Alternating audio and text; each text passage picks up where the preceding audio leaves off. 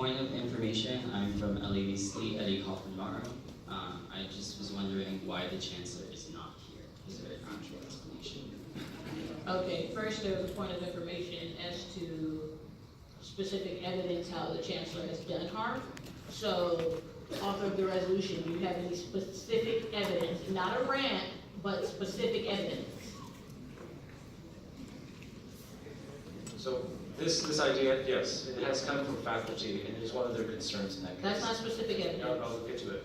So from what I've been told was that COFO, which is the California Organizations Faculty Association organizations, there are about 5 of them over there, and they're usually the ones, the middleman, in terms of trying to collaborate and communicate with the Chancellor's office. And what I've been told as well is that even though they've been talked to, it goes through one ear out to the other. Is it possible I can cite an article over here? That would be, yes.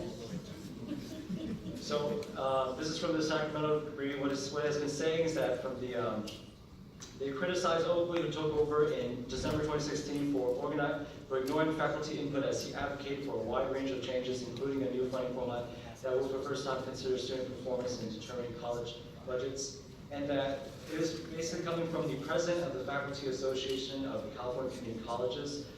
He, as well as many others, academic sense, feel the same sentiment, and also have tried their best to try to communicate with the Chancellor's office, but they have been receiving crumbs in terms of information and in terms of other support as to what they have to do. And with all this unclear guidance, such as guided pathways, a lot of colleges are confused as to how should they be implemented. Even though you give us 3 years, even though it's kind of like, oh, this is your job to be doing this is your responsibility, we still Okay, need that's a rant. guidance We're from done. the Chancellor's office. The second point of information was why Chancellor Oakley is not here. So an invitation was extended to him to be the keynote speaker before the resolution packet went out, and he denied because he would not be in the country. Just FYI. Harley Crow. Eagle College. I move the previous question. It's been moved to previous question.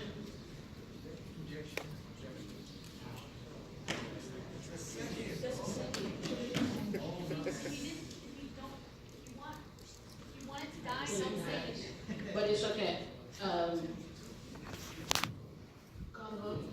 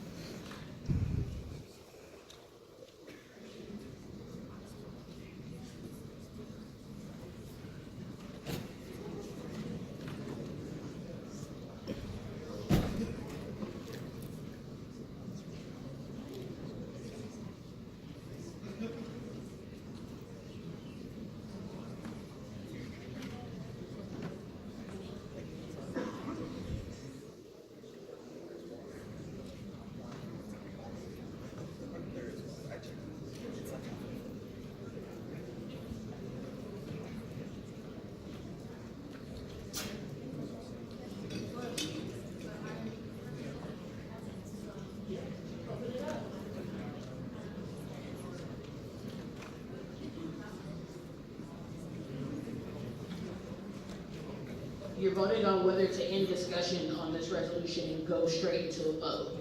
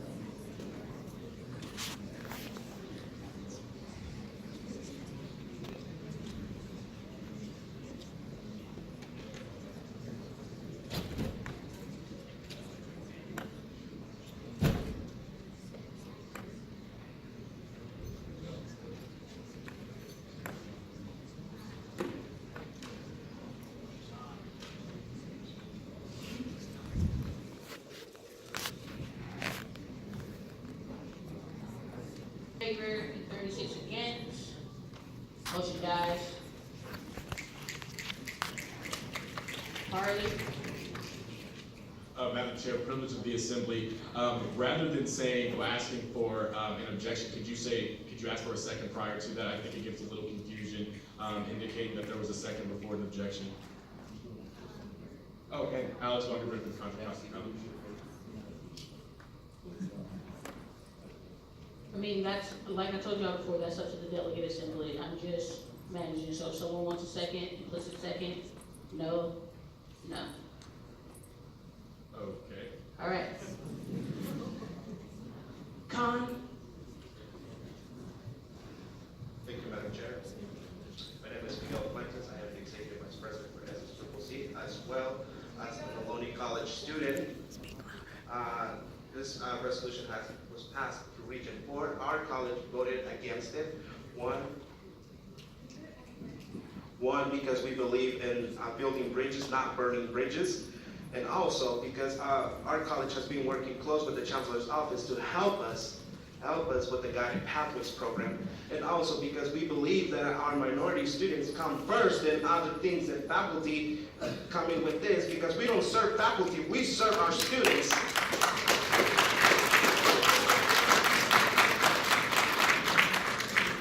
Carl? Hi, everybody. My name is Matthew Rodriguez from Region College. I was privileged to being the Vice President of Regional Affairs last year for a time, and working with Chancellor Oakley a lot. And I absolutely love the things that he's doing and everything that's happening. However, the avenues that were used were not up to par in my mind at this point. When I was working with the board last year, and when we were working with Chancellor Oakley and all these things, I didn't know at what pace this was going. I didn't know that everything was coming so quickly. All I knew was what was happening. And while what is happening is great, and it is awesome, Vision for Success is awesome and stuff. However, we need to assure that the right avenues are used. And this is not saying we don't like the work that Chancellor Oakley is doing, but taking this stance is saying maybe we should step back a sec and go to the right people to ask who's it's going to be affecting, and ask them what they think about all this stuff. Regardless of how this resolution turns out, whether we vote for or against, I just ask the delegate assembly to think very clearly before, and regardless of how it comes, reach out as soon as we leave here. Reach out, send emails to the Chancellor's office, do what you need to do so that this doesn't happen again.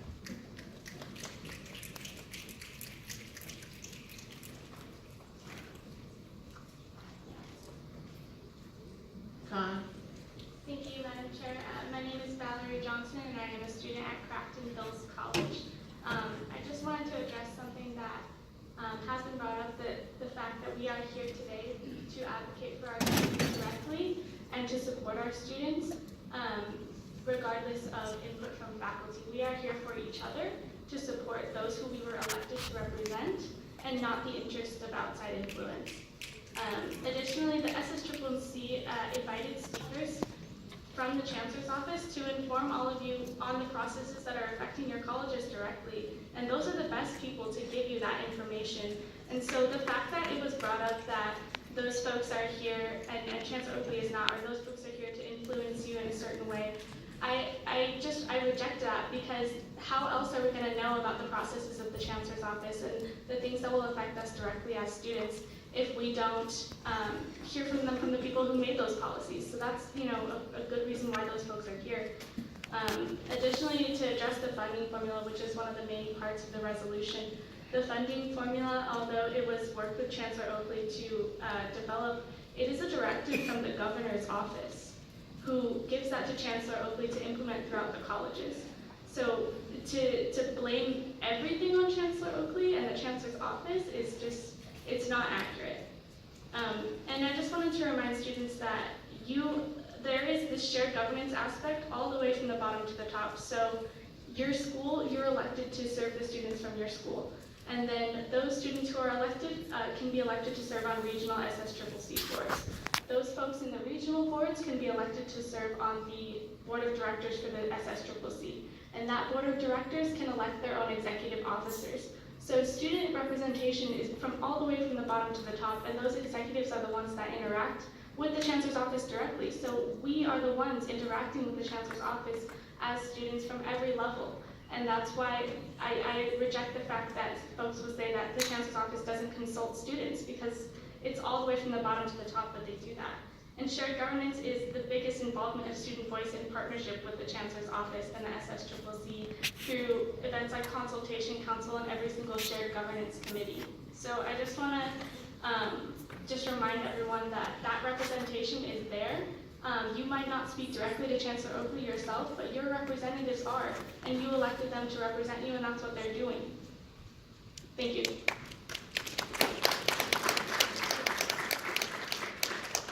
Harley? Hello, Alex from Orange Coast College. I was wondering if the SSCCC is part of the Consultation Council member? Yes, I serve on consultation, and the VPSA, so Gabriel Alfaro, serves on the consultation council. And then, sorry, another point of information to the author. I see here that the first whereas states that we have not engaged in collegial consultation by excluding student senate and faculty leadership group from meetings addressing the policy matters. I want to know where they found that or where they came about with that whereas. Thank you. So the part that was cited,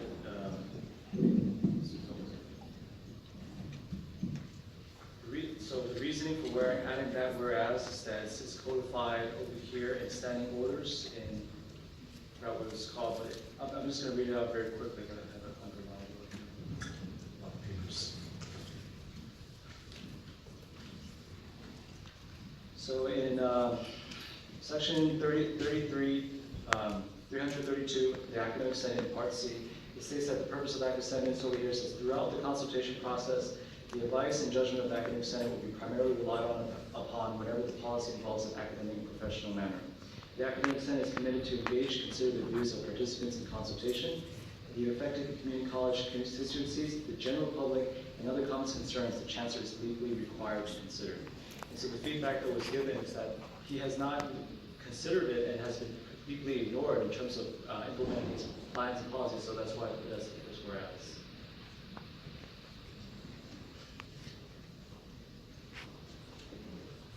Bro?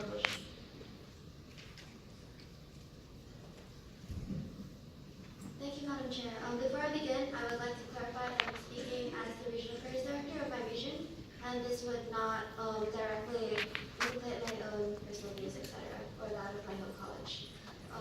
So I'm the Director of Region 4, and the vote that was passed to pass this resolution on to the next level for GA was passed almost unanimously, as most of you know, except for Lady College.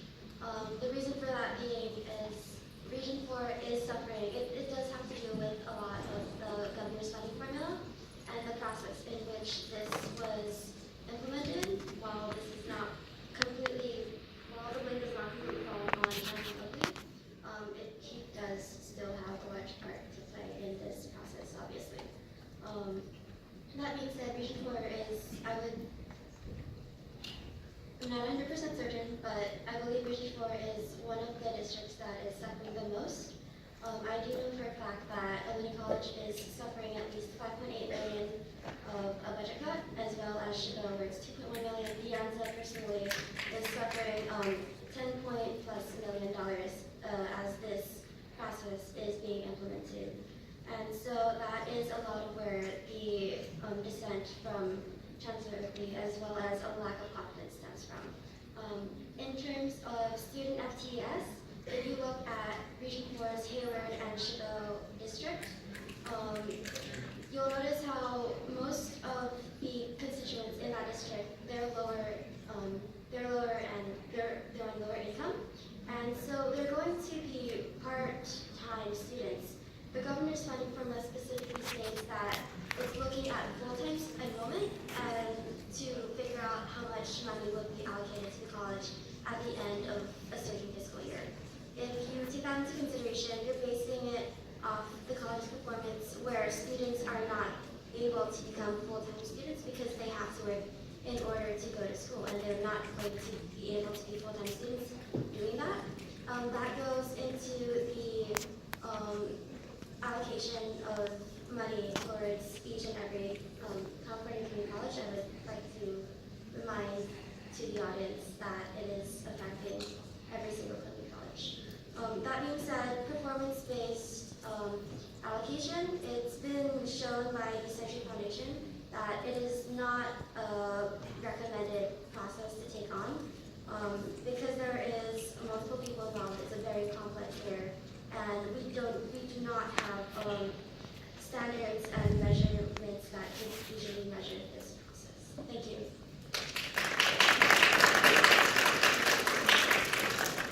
Harlan? LABC, Eddie Kaufmaro, point of information, how much does the chancellor make a year?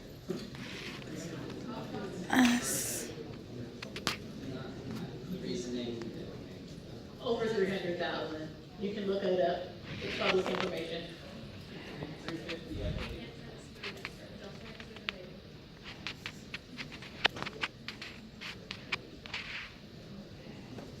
Khan? My name is Wayne Bergman. I'm with Long Beach City College. I'm a 22-year vet. Give you a little bit about my background and experience. And so I'm going to first of all say, I personally have worked with Chancellor Oakley when he was president at Long Beach City College. I was able to actually work with him for 2 years as a student. So from a student's perspective, I've actually seen both positive and negative sides of what he does, okay, and how it affects different people.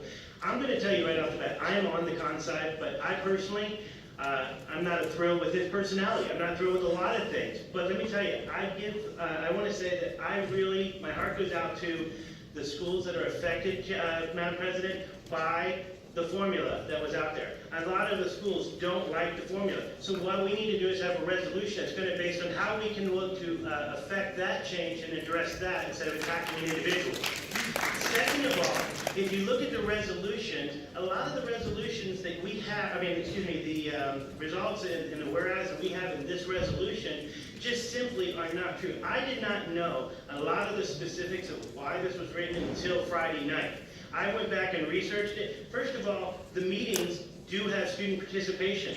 On another one, so if you're looking at the people are involved in the meetings. The people are they're open to the public. Anyone who wants to have a say has public comment. Students are involved in what's going on at every level, as has been said before. If you go on and talk about problems with certain things that are being decided, it's not being decided by Oakley in an office by himself. He's not the guy in there tackling in the office, just making decisions all by himself. And so if you have a problem with process anywhere in government, it's up to us to address those issues and not just say, well, that person, I didn't like what he did, and it affects me, so let's get rid of him. Let's look at addressing the policy, let's look at addressing what's going on and make changes of those things specifically, instead of just saying, well, we don't like this guy because of these things. Now, as far as the colleges are affected, I understand that. In my time, I'm affected by the formula as well in different ways, and future vets are going to be affected, and I have a passion for that. But let's get our idea about trying to make this a witch hunt for an individual because of one or two decisions that are made, and let's focus on the policy itself and how we can change policy and how we can get them to look at the policy instead of looking at the individual. Second of all, I want to address real quick a pro that was said, Madam President. They said that the faculty senate wasn't involved, and that was a thing that was brought up for a point of clarification. We're not here to represent the faculty senate. We're not here to represent what their concerns are. And the fact that we're using that as evidence of why we as students and represent students, to me, is ridiculous. Thank you.